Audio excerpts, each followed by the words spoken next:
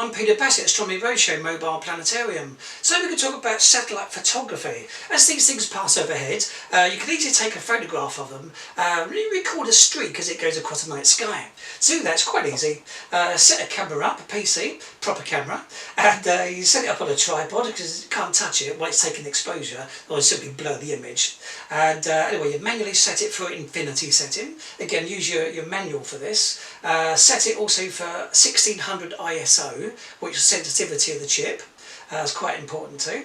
And also you need a remote control. They're only about £3. Anything more than that, you've been ripped off. Okay, now these things need to have actually a slider control so you can lock it in place. Because otherwise, all you do, you set it on the bulb setting, all the way you've got the finger on the button, it takes a picture.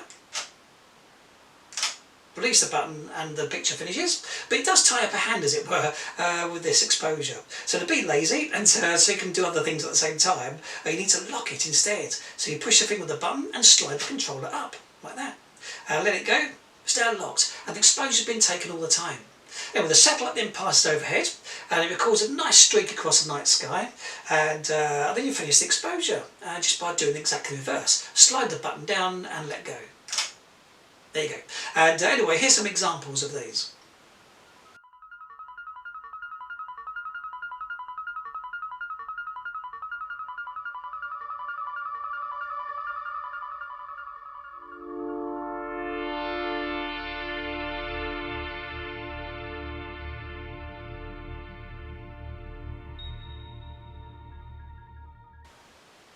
Right, so these are nice pretty pictures, but it gives no information as to how fast the actual satellite is travelling across the sky from our point of view.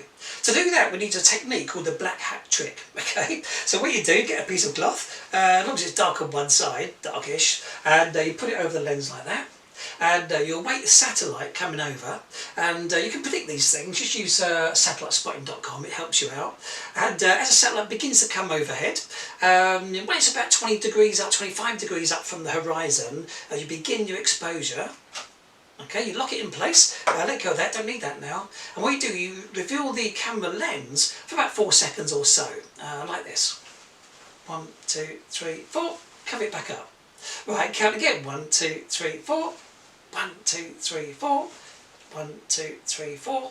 1, 2, 3, 4, and so on. On the last exposure, cover it up again, and simply get your remote control and turn it off.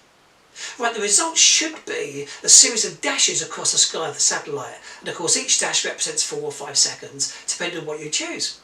Anyway, here's some of the results of these.